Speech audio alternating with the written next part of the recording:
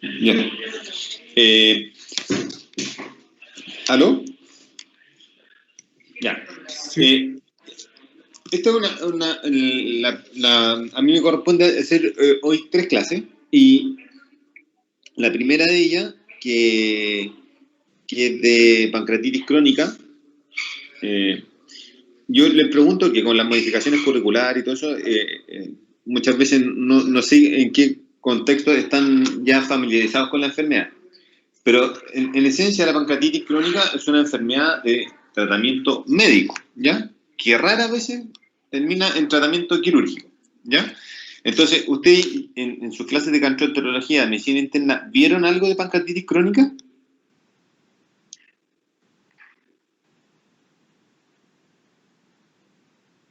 Sí. ¿Sí? Sí. Ya, o sea, ¿están familiarizados con la enfermedad?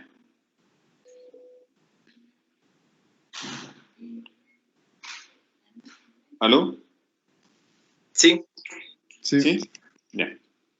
Bueno, ahí va. Entonces, yo les voy a hacer unas nociones de lo que corresponde al tratamiento quirúrgico de la pancreatitis crónica y en qué ocasiones nosotros podríamos darle una solución a estos enfermos con un tratamiento quirúrgico, ¿vale?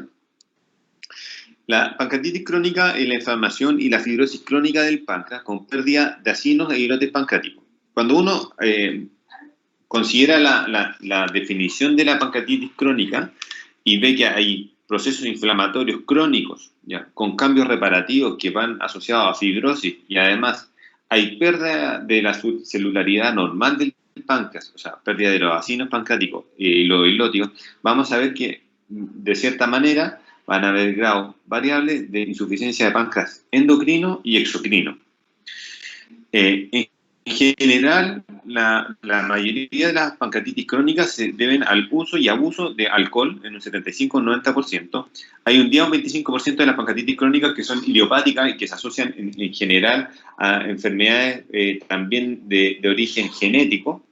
Y hay un 5% de enfermedades que son raras, que pueden ser, por ejemplo, desde una malformación de la unión pancreato-biliar o algunas alteraciones, por ejemplo, hipercalcemia idiopática u otro tipo de enfermedades que pueden desarrollar repetitivamente pancreatitis aguda y que finalmente desarrollan un proceso crónico asociado a inflamación y fibrosis. Pero la mayoría de los casos, la causa principal de la pancreatitis crónica es el uso y abuso del alcohol. Cuando uno ve cómo es la curva y la relación entre los gramos de alcohol consumidos al día y el riesgo de desarrollar pancreatitis crónica a lo largo del tiempo, uno puede ver que a medida que más gramos de alcohol se consumen por día, es mayor el riesgo a desarrollar pancreatitis crónica. Por tanto, la pancreatitis crónica de origen alcohólico es una enfermedad que es dosis dependiente y tiempo dependiente.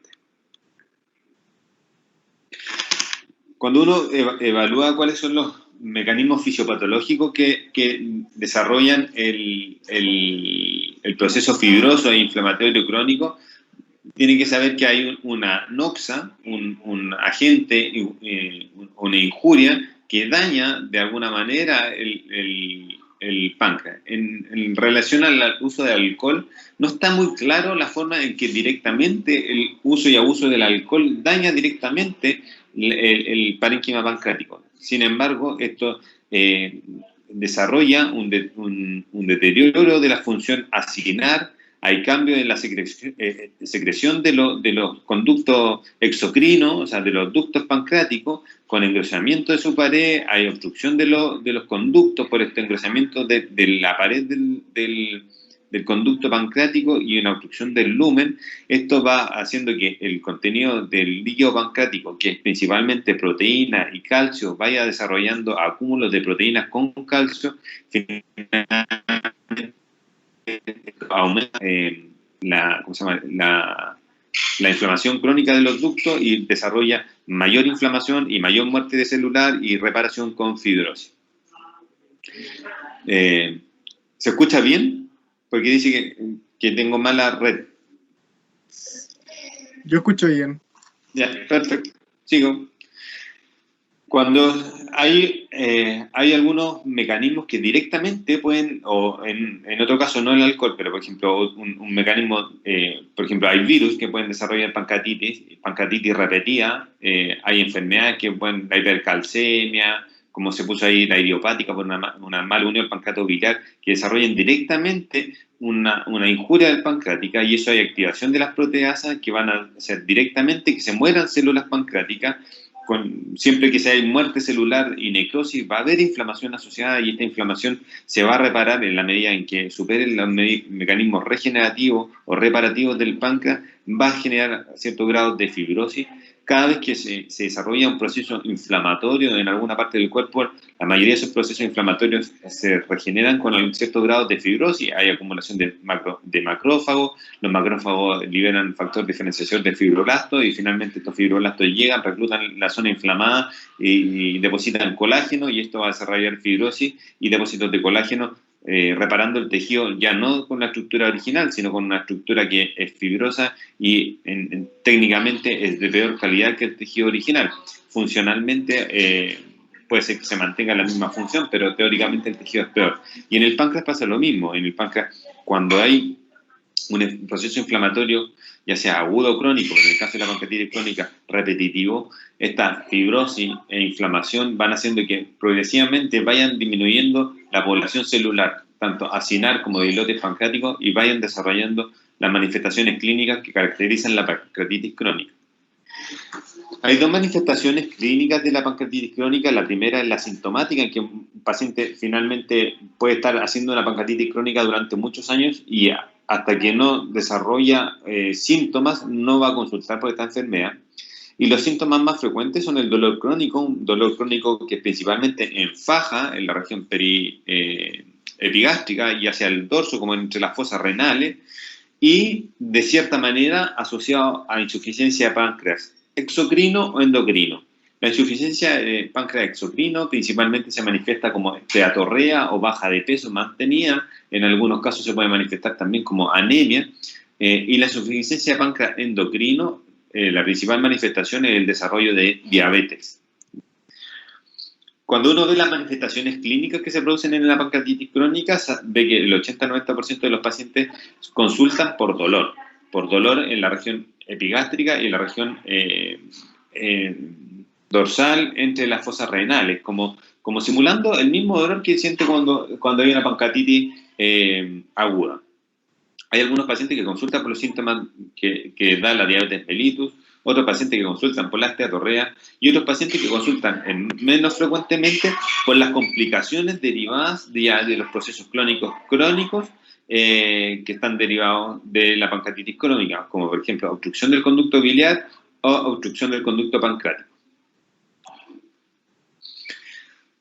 ¿Cuál es la causa del dolor, que es la manifestación clínica más frecuente? Una de las causas que se sugiere es la hipertensión ductal. Como yo les decía, estos conductos pancreáticos se van engrosando y obstruyendo, y las proteinasas y el calcio van haciendo depósitos dentro de los conductos, y esto va haciendo que los conductos se vayan dilatando y haya una hipertensión dentro del páncreas que causa dolor. Ahora, también existe la teoría de que el daño de las fibras nerviosas peripancreáticas, que se irritan frecuentemente después de cada evento de pancreatitis, van generando una hiperexcitación de estas fibras, y por lo tanto después de eso como que se mantienen activas. De esa manera, los pacientes con pancreatitis crónica, una de las causas principales de consulta es este dolor dorsal, que es el dolor de las fibras nerviosas peripancreática, más allá que el dolor de la hipertensión ductal, que en general es un dolor que tiende a ser más agudo, como un evento de una pancreatitis aguda sobre un contexto de una enfermedad crónica. Para hacer el diagnóstico es esencial hacer el estudio de imágenes y algunos estudios de función pancreática que nos determinen significativamente si los pacientes tienen o no cambios morfológicos del páncreas, o si tienen o no cambios morfológicos de la función exocrina y endocrina. De esta manera, los estudios de imágenes frecuentemente realizados para hacer el diagnóstico de pancreatitis crónica están dados por un escáner, una endosonografía, una resonancia o colangioresonancia, una ERCP o una colangiopancreatografía retrógrada endoscópica, ya tanto para ir a evaluar la vía biliar directamente o el conducto pancreático, y la ultrasonografía abdominal. De todos estos exámenes, en general, el examen por el cual se inicia el estudio suele ser una endoscopía, o sea, una ecografía abdominal, una ultrasonografía en el cual se pueden ver algunos cambios del páncreas. En general, la ecografía abdominal es un mal examen para ver el páncreas, pero en el caso de la pancreatitis crónica uno puede ver calcificaciones y un páncreas un poco más fibroso, un poco más hiperecogénico que lo habitual, y de esa manera puede solicitar un examen complementario que suele ser un escáner. En este caso, en el escáner uno puede ver que el parénquima pancreático está más bien atrófico y hay una dilatación de los conductos pancreáticos, que en general uno tiende a complementarlo con una resonancia, tanto para ver si hay una unión pancreato-biliar anómala, como también para ver si hay algún grado de compromiso de la vía biliar. Los estudios de funcionalidad pancreática, para evaluar el estudio funcional y la reserva funcional del páncreas exocrino, suelen ser el test de la secretina, que en general no lo utilizamos, la elastasa fecal, que cuando el menor a 200 picogramos por gramos de posiciones es un diagnóstico de una pancreatitis crónica avanzada. Uno en general con una elastasa fecal menor a 100 ya puede decir que tiene cierto grado de insuficiencia de páncreas exocrino. Y el test de la tripsina sérica no suele realizarse como un test ampliamente difundido para el diagnóstico. En general, utilizamos solamente la elastasa fecal o el estatoclito ácido. Esto es como uno realiza en un escáner el diagnóstico de una pancreatitis crónica. Y ustedes pueden ver como el páncreas, que está en esta zona, está completamente deformado, tiene procesos inflamatorios crónicos, esto que se ve un poco menos denso, es que es fibrosis porque no capta contraste, y ustedes pueden ver como hay microcalcificaciones asociado al parénquima pancreático. Aquí hay una gran calcificación y el conducto pancreático principal está completamente dilatado. Esto es un escáner de una pancreatitis crónica con fibrosis, con calcificaciones, con dilatación de los conductos pancreáticos clásica. Cuando uno evalúa los pacientes y cómo los va a tratar y en relación a cuáles son sus síntomas, si son dolor abdominal, una pancreatitis recurrente o esteatorrea, tiene que hacer una evaluación en general. Primero hace la historia y el examen físico, que es general para todos los pacientes, hacer una historia de la revisión si ha perdido, si tiene síntomas de diabetes, si tiene anorexia o ictericia, y de esa manera va a solicitar algún examen de laboratorio. Va a pedir una amilasa y una lipasa, porque en general los pacientes cuando consultan pueden estar haciendo un evento de una pancreatitis aguda sobre una crónica sobreagregada, y en este caso pueden tener amilasa y lipasa elevada. Se va a pedir un perfil metabólico para saber si a lo mejor tiene una diabetes descompensada. Se pide la elastasa fecal, que como yo les dije, el diagnóstico cuando tiene menor a 200 picogramos por gramos de posiciones para una insuficiencia páncreas exocrino severa, pero cuando es menos 100 es muy altamente sugerente, o la tripsina sérica, que en general no la realizamos.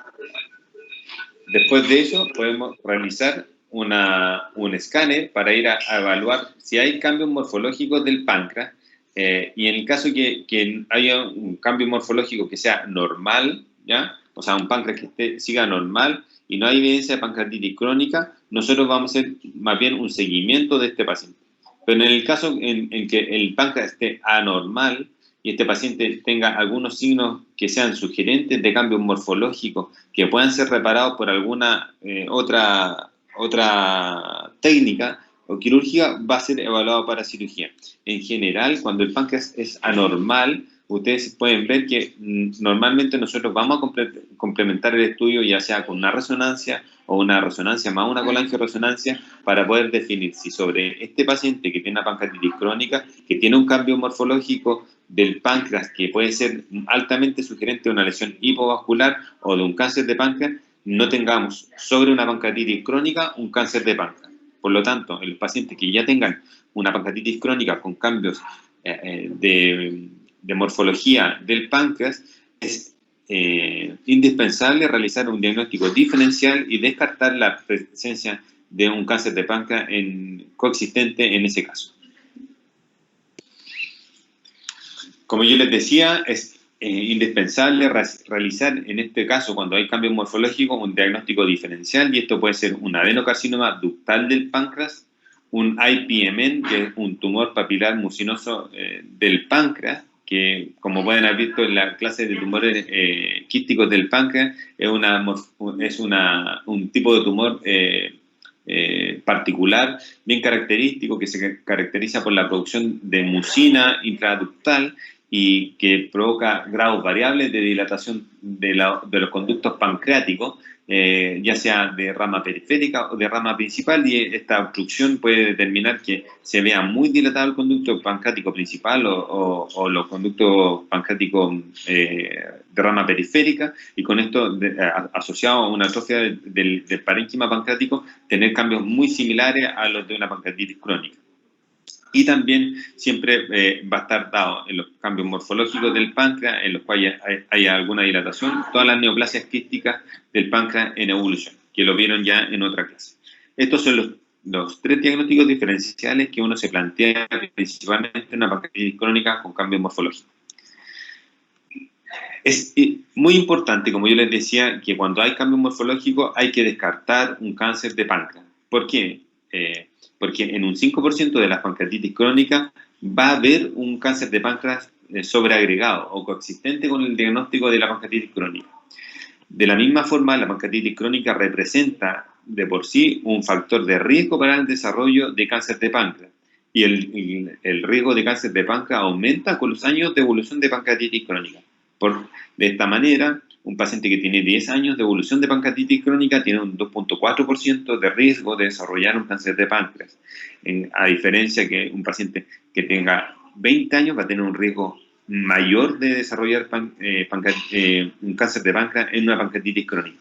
Por tanto, cuando uno habla de pancreatitis crónica, está hablando de cierta manera también de una fracción de ellos de un cáncer puede desarrollar un cáncer de páncreas. Si no lo está desarrollando en ese momento, lo puede desarrollar a lo largo de su evolución.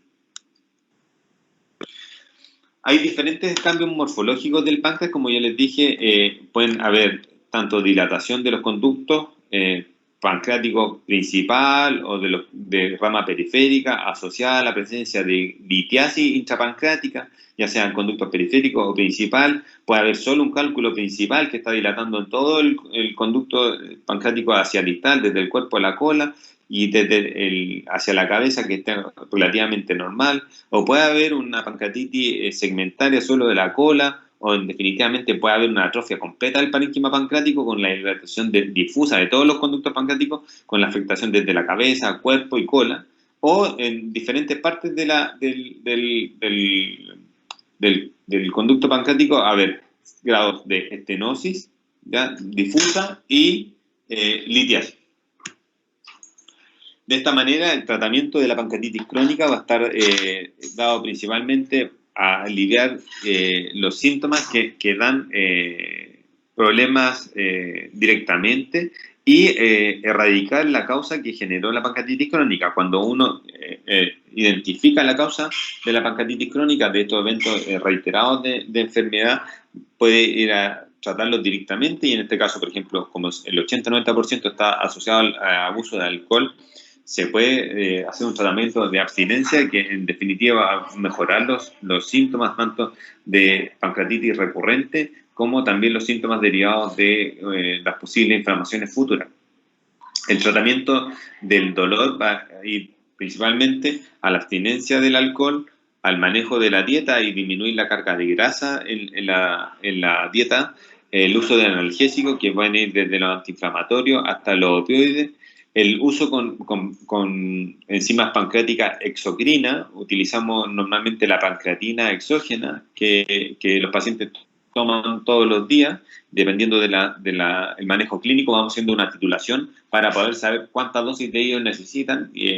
Muchos pacientes pueden tener un páncreas exocrino que que todavía tenga cierto grado de funcionalidad y no van a necesitar tanta suplementación como la que podrían estar utilizando en el caso en que tengan una completa insuficiencia de páncreas exocrina, y en ese caso a lo mejor la suplementación tiene que ser total.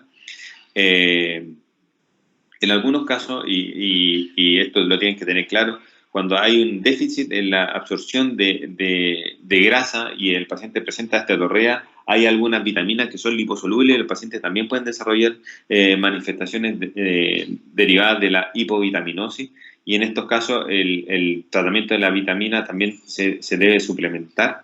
Y el tratamiento de la insuficiencia de páncreas endocrino va a estar dado principalmente por un manejo dietario y la suplementación de insulina para contrarrestar la insuficiencia de los islotes de beta-pancreático.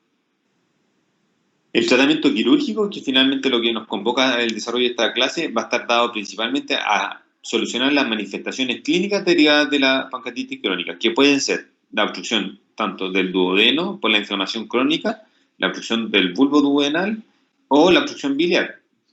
Como el conducto biliar, el colédoco pasa dentro de la cabeza del páncreas y se une al conducto de Pearson para llegar a la ampolla de Vater, en cada uno de estos procesos crónicos puede haber inflamación y desarrollo de fibrosis que finalmente vayan a obstruir ese segmento de vía biliar intrapancreática y el paciente desarrolla una obstrucción biliar derivada de esos procesos inflamatorios y esa estenosis del conducto del colédoco intrapancreático. Otra causa de tratamiento para el paciente con pancreatitis crónica es tratar de aliviar el dolor crónico, principalmente por este proceso de hipertensión ductal. Y en los casos que haya sospecha de neoplasia de pancreática como un adenocarcinoma, los pacientes se van a ir a un tratamiento quirúrgico como si fueran un cáncer de páncreas, y eso tiene que ser conversado y evaluado caso a caso con los pacientes, dado que el tratamiento radical de un cáncer de páncreas es una cirugía un poco más compleja y también un poco más mórbida que el que realizamos normalmente en los casos de cirugía de pancreatitis crónica. Como yo les dije, en la pancreatitis crónica el tratamiento quirúrgico va a ir destinado a diferentes fases, pero en general hay tantas cirugías para la pancreatitis crónica como manifestaciones clínicas y como cirujanos dedicados al páncreas existen. Y esto es porque principalmente nunca los resultados han sido suficientemente buenos. En la diapositiva, o sea, en la fotografía de la izquierda, ustedes pueden ver una cirugía de Partington-Rochelle, que es una de las más frecuentemente realizadas para el manejo, porque puede tratar la pancreatitis crónica del cuerpo y la cola en los casos que haya dilatación de los conductos pancreáticos con litiasis y en los que haya hipertensión ductal. En esta cirugía uno lo que hace es abrir todo el cuerpo y la cola del páncreas y asociado a una I de Roux, ¿ya? Una anastomosis intestinal, se sube una asa defuncionalizada al páncreas y de esta manera hay una anastomosis directa del conducto pancreático con el páncreas. Por tanto, en cada vez que haya hipertensión ductal, la hipertensión ductal se va a liberar hacia la asa del intestino y de esa manera el paciente no va a tener dolor. En los casos en los que haya obstrucción del páncreas, o sea, obstrucción de la vía biliar, obstrucción duodenal asociada a una inflamación crónica del páncreas, uno va a ir a desarrollar una cirugía que puede ir desde una anastomosis biliodigestiva para hacer un bypass de la vía biliar a la estenosis del colédoco intrapancreático, o en algunos casos, por ejemplo, puede hacer un bypass biliar o un bypass al duodeno con una gastroenteroanastomosis, o en algunos casos en los que haya pancreatitis de la cabeza, también asociado a este proceso, puede hacer una anastomosis directa del páncreas. En términos generales, el tipo de cirugía que uno va a realizar para la pancreatitis crónica va a estar en directa relación con el tipo de enfermedad que tenga el paciente, y eso se va a evaluar caso a caso. Pero en general, la cirugía va a ir destinada a aliviar los síntomas dados por ictericia, ¿ya? O obstrucción del colédoco intrapancreático, por obstrucción del duodeno, por el dolor que tenga asociado, o si existe o no un cáncer de páncreas sobreagregado. Esa es la clase de pancreatitis crónica, ¿vale?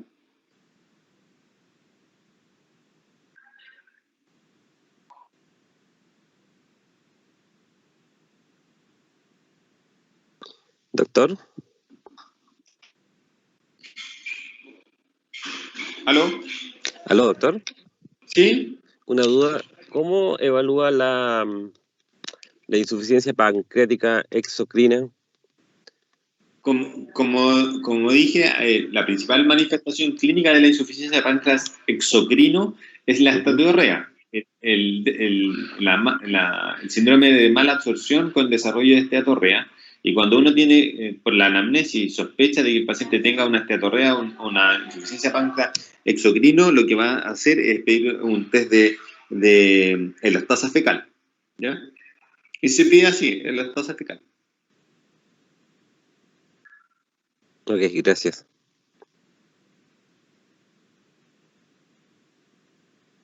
Vale, seguimos.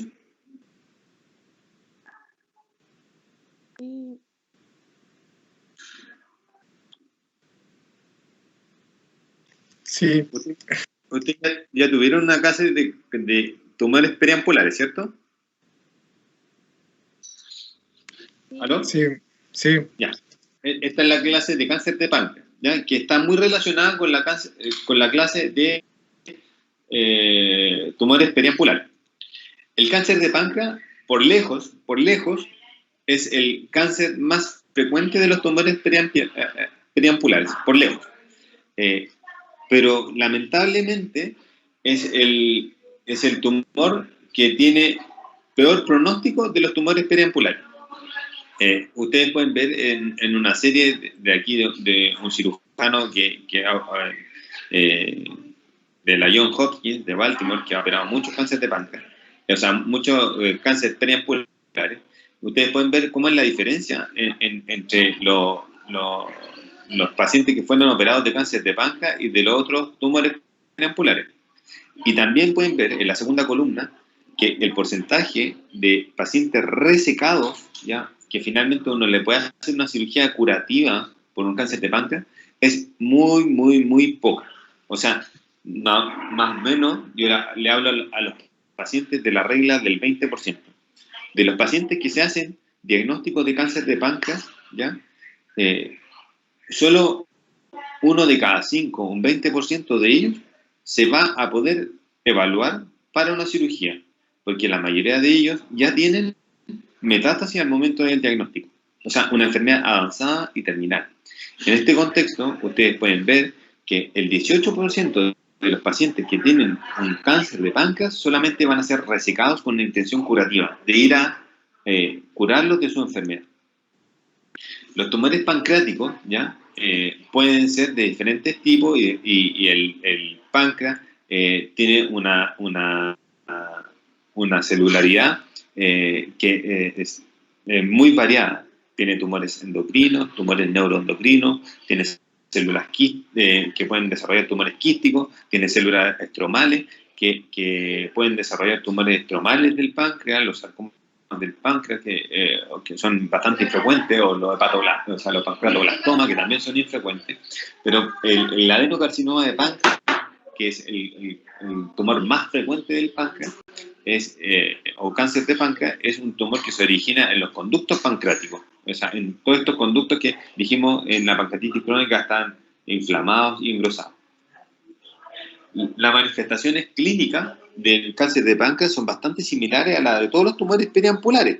En esto no hay diferencia, y está dada principalmente por el desarrollo de ictericia, coluria, ¿ya?, acolia, baja de peso, o en el caso extremo el desarrollo de prurito, ¿ya?, asociado principalmente a manifestaciones colestásicas derivadas por la compresión de la vía biliar y del colédoco intrapancreático. En general, los tumores periampulares y el cáncer de páncreas tienen bastantes signos que son evaluables durante un examen físico, pero uno de los signos más asociados al desarrollo de cáncer de páncreas en pacientes que no han sido colecistectomizados, o sea, que tienen la vesícula in situ, el signo de Courvoisier-Terrier. Y este signo de Courvoisier-Terrier es el signo clínico por el cual uno ve que el paciente tiene una vesícula a veces visible clínicamente o palpable e indolora. O sea, es un proceso en el cual no hay inflamación aguda y el paciente ha estado probablemente sometido a una obstrucción biliar crónica, y esto ha hecho que la vesícula vaya aumentando de tamaño sin causar mayormente un dolor agudo. El diagnóstico para el cáncer de páncreas va a estar bastante similar y de la mano que el cáncer o todos los tumores preampulares, y en esto, en la ecografía abdominal, como yo le he dicho, es el examen inicial para el estudio de todos los tumores preampulares y de todas las patologías de hepatovirales o biliopancreáticas. En general, nosotros realizamos un TAC de abdomen y pelvis como parte de la tipificación de todo cáncer de páncreas y lo complementamos en algunos casos una resonancia de abdomen con contraste. En el TAC de abdomen y pelvis tiene principalmente la razón de realizar una estadificación tanto intraabdominal como en los casos que ya tenemos el diagnóstico muy presuntivo de cáncer de páncreas, asociándole a un escáner de tórax, estadificar si la enfermedad está diseminada o no. Esto es la imagen en la cual uno puede ver cómo se desarrolla un cáncer de páncreas. Y en este caso, por ejemplo, ustedes pueden ver como aquí hay una lesión hipovascular, ¿ya?, en la cabeza del páncreas, ¿ya?, asociado a íntimo contacto con la vena mesentérica superior que está ahí y la arteria mesentérica superior. Esto es súper importante y esta imagen es la imagen característica de un cáncer de páncreas, ¿ya?, que en un escáner se va a ver como una lesión hipovascular, ¿ya?, nodular, que está ahí, una lesión hipovascular nodular de la cabeza del páncreas, ¿ya?, asociado a dilatación del conducto pancreático hacia distal, ¿ya?, y atrofia parenquimatosa. En algunos casos, los tumores y los cánceres de páncreas están en íntimo contacto con la vena mesentérica superior, ¿ya?, o con la arteria mesentérica superior que está acá, y en estos casos uno debe evaluar los pacientes y le va a dar alguna cierta connotación. Particularmente en el cáncer de páncreas, el compromiso vascular de la vena mesentérica superior o de la arteria mesentérica superior no es un criterio de irresecabilidad, como en algunos casos de otros tumores digestivos se puede dar cuando hay contacto con los vasos sanguíneos. En el caso del cáncer de páncreas, el compromiso vascular de la arteria o la vena mesentérica superior en grados variables no es necesariamente un criterio de irresecabilidad y tiene que ser evaluado de caso a caso por un cirujano especialista, ¿ya? Esta es la manifestación clínica clásica de una resonancia en un cáncer de páncreas. Ustedes pueden ver aquí cómo se ve la vía biliar dilatada, la vía biliar normal, ¿ya?, y el conducto pancreático, el conducto de Wirsung, acá, pero aquí a nivel del cuerpo del páncreas hay una obstrucción abrupta con una dilatación del páncreas hacia distal. Está señalado con las flechas y esta obstrucción parcial, si uno la visualiza y la correlaciona con otras imágenes, y se asocia a una lesión nodular, lo más probable es que se trate de un cáncer de páncreas, ¿ya?, del cuerpo del páncreas. Como ya probablemente les dijo el doctor Sotelo en la otra clase de tumores periampulares, ¿ya?, la obstrucción del conducto o del cólico intrapancreático, que es manifestación común a todos los tumores peripancreáticos, es la manifestación más frecuente del cáncer de páncreas. Esto se puede dar como una ictericia obstructiva, en la cual, como yo siempre le he dicho, la ultrasonografía, la ecografía abdominal es el primer examen que uno va a realizar. En este examen, algunos pacientes van a tener ya metástasis hepática, ¿ya?, o ascitis, que van a traducir una enfermedad avanzada del cáncer de páncreas, y en estos casos uno va a hacer un tratamiento paliativo. En general, como el 80% de los pacientes que uno evalúa para hacer diagnóstico de un cáncer de páncreas ya se encuentran en esta etapa, o sea, con metástasis hepática o ascitis, y van a tener un tratamiento paliativo. Normalmente nosotros, en general, pedimos la ultrasonografía y la complementamos con el escáner para hacer certificar de mejor forma la metástasis hepática y la ascitis, la presencia de carcinomatosis. Por lo tanto, nosotros de esta etapa, cuando un paciente consulta con una arteritis obstructiva, con síntomas de baja de peso, con síntomas de prurito, que nosotros sospechamos que tiene un cáncer de páncreas, y le pedimos la ecografía y después la completamos con el escáner, lo vamos a evaluar directamente para una eventual cirugía en esta zona, cuando ya hemos descartado que haya una enfermedad metastásica. De esta manera, la mayoría de las veces hacemos una laparoscopía para poder descartar que los pacientes tengan o no metástasis hepática o carcinomatosis peritoneal, que podría haber sido no diagnosticada por el escáner o por la ultrasonografía, y aquí en esta parte se cae otro 10% de los pacientes, y finalmente uno termina resecando más o menos entre un 10 y un 15% de los pacientes que tienen un cáncer de páncreas y consultan por ello. El tratamiento de los tumores y de los cánceres de páncreas que son resecables, que no tienen metástasis, que no hay invasión local y no hay gran compromiso vascular, y esto hice la salvedad antes de pasar a esta diapositiva, porque hay compromisos vasculares que son tratables y que son resecables, y estos tienen que ser dados por un cirujano que sea especialista en cirugía de páncreas, en cirugía de hepatobiliar, para poder discriminar si el paciente tiene o no tiene criterios de irresecabilidad, porque hay ciertos criterios de compromiso vascular que son resecables. Se va a realizar una cirugía que es una cirugía bastante estándar, que se llama pancreatoduodenectomía, en la cual se reseca toda la cabeza del páncreas, el duodeno, el conducto biliar, una parte del estómago y una parte del ilio, o sea, del yeyuno proximal. Esta cirugía, la pancreatoduodenectomía, también se conoce como cirugía de Whipple, en relación al doctor Allen O. Whipple, que desarrolló la cirugía. Él es reconocido como el primer cirujano que operó un paciente con un cáncer de páncreas, y el cual se tiene nociones de sobrevida, pero hay algunos reportes que dicen que la primera cirugía exitosa para el cáncer de páncreas se habría hecho un par de años antes en Italia. Este cirujano masificó la cirugía resectiva o curativa del cáncer de páncreas, y en relación a eso es que se le conoce a la cirugía como cirugía, a la pancreatodenectomía, como cirugía de Whipple. Podemos hacer un sinónimo de la cirugía, pero técnicamente la cirugía es una pancreatodenectomía cefálica. Esta es la pieza quirúrgica de una pancreatodenectomía cefálica o de un Whipple en un paciente que nosotros operamos de un cáncer de páncreas. Y ustedes pueden ver todo lo que se puede resecar en esta cirugía.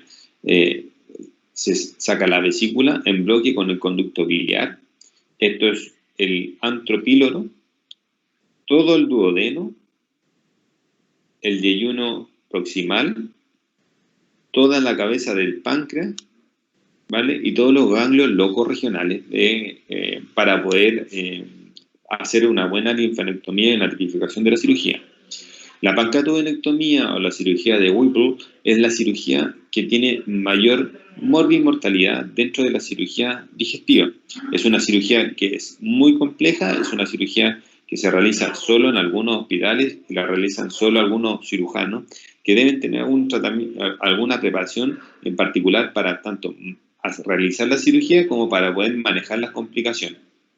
Esta cirugía tiene que realizarse, como ustedes podrán entender, una reconstrucción, que es una reconstrucción del tránsito digestivo, como también de las funciones del tracto digestivo, que van a contemplar una reconstrucción del páncreas remanente que quedó, de la vía biliar que está seccionada y de la vía digestiva superior, o sea, del tracto gastrointestinal desde el estómago a distal, que también fue interrumpido. Esta es la visión que uno tiene de cómo queda una cirugía de Whipple cuando se realiza. Este también es un paciente que se operó en el hospital de Talca. Ustedes pueden ver aquí como esta es la vena cava, esta es la vena mesentérica superior, esta es la vena esplénica, esta es la vena porta, esta es la arteria hepática, ¿ya? Aquí está seccionada la arteria gastroduodenal, y hacia derecha ustedes pueden ver la arteria hepática derecha y la arteria hepática izquierda, y aquí con este bulldog está seccionada la vía biliar, y se mantiene ahí contenida para que no esté derramando bilis. Este es el páncreas seccionado, ustedes pueden ver que es un páncreas que está atrófico. Aquí está el conducto de Wirsung, que está seccionado y que está dilatado como una manifestación clínica de la oclusión distal.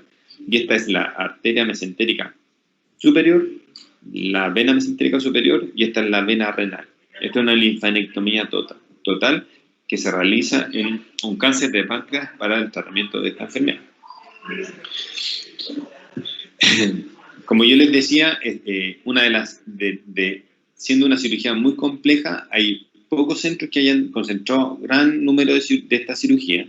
Esta es la cirugía, la primera serie que hizo el doctor John Cameron, que es un cirujano de Baltimore, en la Johns Hopkins, la Universidad de Johns Hopkins, que ha desarrollado su carrera tratando pacientes con tumores periampulares y cáncer de páncreas. Y esta es su primera serie cuando él presentó los 1.000 pacientes operados de esta cirugía. Actualmente tiene más de 3.000 pacientes operados. Pero ustedes pueden ver que la mayoría de los tumores periampulares que se operaron por que el tratamiento de los cánceres periampulares, el tratamiento común es la pancreatodenectomía, la mayoría fueron dadas por cáncer de páncreas, ¿ya? Hay otras causas de pancreatodenectomía, como yo también les dije, en algunos casos cuando hay sospecha de pancreatitis crónica, uno puede realizar una pancreatodenectomía o una cirugía como si fuera un cáncer de páncreas, y esto tiene que ser discutido con el paciente porque la morbilidad y mortalidad es diferente, pero en algunos casos clínicamente está muy justificado. Hay otras causas de realizar este tipo de cirugía, pero la causa más frecuente de realizar una pancreatodenectomía es un cáncer de páncreas. Como yo les dije, esta cirugía tiene una alta morbilidad y mortalidad, y cuando uno tiene en conciencia que se puede hacer mejor, cuando hay cirujanos que manifiestan que, por ejemplo, después de haber realizado este tipo de cirugía y haberse especializado directamente en el tratamiento de estos pacientes, logran estas cifras de mortalidad perioperatoria. En 1.000 pancreatodenectomías, 10 pacientes con 1% de mortalidad, y es lo que a todos los cirujanos que hacemos cirugía biliopancreática o hepatobiliar o cirugía pancreática, es lo que tenemos que aspirar, una mortalidad cercana al 1%, que fue lo reportado por los 1.000 pacientes por John Cameron de la Johns Hopkins. En la actualidad, nosotros, los cirujanos digestivos y hepatobiliares, trabajamos con algunos estándares internacionales, y lo aceptado de mortalidad para la cirugía de pancreatodenectomía es de un 5%. O sea, 1 de cada 20 pacientes que se opera por un cáncer de páncreas y se realiza una pancreatodenectomía puede que no salga del hospital o de la clínica como consecuencia de las complicaciones derivadas de esta cirugía. ¿Y esto por qué? Porque la morbilidad de los pacientes es muy elevada. Es normal que el 45% de los pacientes que tienen una pancreatodenectomía desarrolle algún grado de morbilidad, y alguna complicación de estas determinan en la necesidad de reoperaciones. Ustedes pueden ver aquí en esta lista la cantidad de reoperaciones que se hicieron en estos pacientes, y principalmente fueron derivadas por una complicación que se denomina retardo del vaciamiento gástrico. También puede ser una fístula pancreática, que es la filtración de la anastomosis del páncreas con el estómago o con el intestino en la reconstrucción del tracto digestivo. Pueden haber infecciones de herida operatoria, colecciones intraabdominales, eventos cardiovasculares, pancreatitis del remanente, fístula biliar, neumonía, sangrado desde el conducto biliar seccionado y reconstituido, fuga linfática o úlceras perianastomóticas. Todas estas complicaciones están dadas principalmente por el número de anastomosis que se realizan, que son 3, y el tipo de órganos que han sido anastomosados, que son el páncreas, el conducto viral y el estómago o con el intestino. Estas son las reoperaciones, como yo les dije, está en los resultados de la pancreatectomía, que son los estándares por los cuales nosotros nos regimos para el tratamiento del cáncer de páncreas. Principalmente las complicaciones derivadas y que requieren reoperación son el sangrado postoperatorio, la presencia de abscesos intraabdominales, infecciones derivadas operatorias. En algunos casos los pacientes tienen algún síndrome clínico que justifica como hipertensión mantenida, fiebre y todo eso, y los pacientes son reexplorados, llevados a pabellón, se abre y se revisa la operación, y en general los pacientes no tienen ninguna manifestación séptica o complicación, solo el proceso inflamatorio postoperatorio, que puede ser muy grande, como ustedes pueden ver en esta cirugía, es bastante cruenta. Puede haber úlceras que sangren, o en algunos pacientes pueden tener alguna rotura de alguna anastomosis o alguna rotura arterial. En general, esta cirugía, la cirugía del cáncer de páncreas, en la medida en que se realiza con más tiempo, durante más tiempo por un cirujano especialista, por equipos especializados, van mejorando los resultados, y ustedes pueden ver como en el año 70 el promedio de esta cirugía eran casi 9 horas, después en los años 80 eran 6 horas, en los años 90 6 horas, y en el año 2000 el promedio son 5.5 horas. Los sangrados también van bajando en la medida que uno lo va haciendo más repetitivamente y con mejor experiencia. Y la estadía postoperatoria, por el cual están los pacientes en el año 80, ya eran 17 días postoperatorios, después fueron bajando a 11 y actualmente la media está en 9. Nosotros realizamos esta cirugía, por ejemplo, ayer en el hospital, y después de ya llevar más de 50 pacientes desde el año 2014 en adelante, llevamos casi 100 pacientes operados de esta cirugía. Ayer fue un caso más complejo y tardamos bastante similar a estos tiempos operatorios. El sangrado fue un poco menor, y la estadía perioperatoria que nosotros tenemos más o menos en la media está entre 9 y 10 días. Bastante similar a lo reportado por el doctor John Cameron de la Johns Hopkins. Es súper importante también tener en conciencia que, pese a que en la cirugía más frecuentemente realizada, la pancreatectomía por el cáncer de páncreas con intención curativa, en una minoría de los pacientes, solo el 20% va a llegar a cirugía, es la de peor pronóstico, y en realidad ustedes pueden ver el porcentaje de sobrevida que hay a 5 años, estos son meses, son 60 meses, son 5 años, y solo un 20% de los pacientes puede estar vivo a 5 años. En general, nosotros hablamos de sobrevida en cáncer de páncreas de entre el 10 y el 20% cuando uno realiza una cirugía oncológica curativa por esta enfermedad. ¿Por qué? Porque la principal causa de recidiva es la enfermedad sistémica, no locorregional, sino la enfermedad sistémica. Los pacientes se operan del cáncer de páncreas, se le extirpa todo el cáncer y desarrollan metástasis después del tratamiento o pulmonares o linfática en ganglios que ya no son locorregionales, sino son ganglios sistémicos o metástasis hepática. Esas son las principales causas de progresión en cáncer de páncreas dentro de una media de 12 a 24 meses, que determina una sobrevida muy baja a 5 años.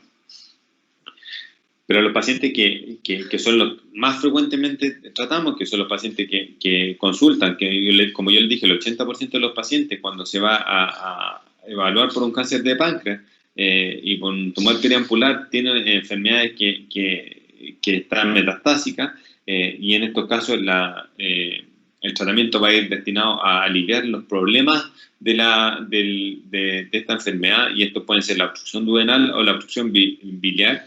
Y en esto tenemos 2 tipos de tratamientos, que son los tratamientos endoscópicos y los tratamientos quirúrgicos, que son principalmente la doble dirección o el doble bypass, en los cuales nosotros hacemos una anastomosis gastrointestinal y una anastomosis de la vía biliar con el intestino para poder, en este caso, derivar. Esto mismo se puede hacer por vía endoscópica con la instalación de prótesis a través del conducto del conducto biliar que se expanden y de esta manera liberan la obstrucción y mantienen permeable el conducto a través del tumor pancreático. Vale, esa era la clase de cáncer de páncreas. ¿Vale?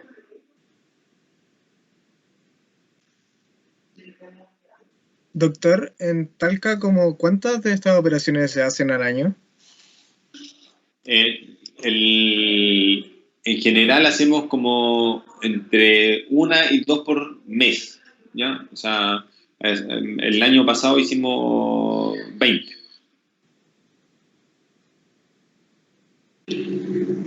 Doctor, Dígame.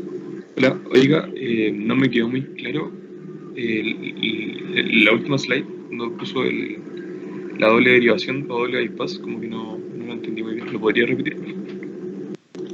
El doble bypass es una anastomosis del estómago en el intestino y con una I de Roux se hace una anastomosis de la vía biliar al intestino.